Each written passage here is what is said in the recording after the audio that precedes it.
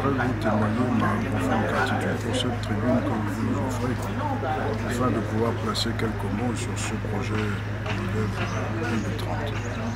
Je dois dire que dans le cadre de l'implémentation de ce projet, le ministère de l'Environnement est dans la jouissance de ses missions régaliennes. Nous l'avons rappelé dans notre propos introductif. Le monde entier est confronté aux types de fléaux planétaires. La lutte contre les changements climatiques, la protection de la biodiversité et la lutte contre les pollutions multiformes. Sur l'échiquier national et même parfois international, on a parfois tendance à penser que ce sont les questions climatiques qui priment sur les questions de biodiversité. Ce projet BIODEV 2030 a donc vocation à inverser ces tendances.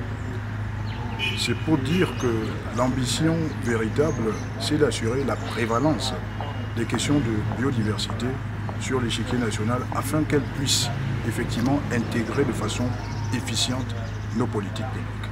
Alors, au niveau du ministère de l'Environnement, concrètement, qu'est-ce qui est fait? Est-ce qu'on peut avoir des actes concrets, par exemple, qui puissent justifier l'implication des communautés dans des activités comme celle-ci, par exemple dans la protection de l'environnement?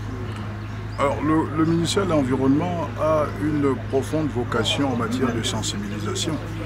Ça veut dire que pour juguler une aporie, il faut d'abord sensibiliser. Et c'est l'une des missions régaliennes du ministère de l'Environnement qui travaille avec les organismes de la société civile et même la décentralisation. C'est le chef de l'État lui-même qui parle minutieusement de l'implémentation de la décentralisation sur l'échiquier national. Et l'ambition donc du ministère de l'Environnement, c'est de traduire et d'implémenter sur le terrain cette vision républicaine qui est donnée par le président de la République.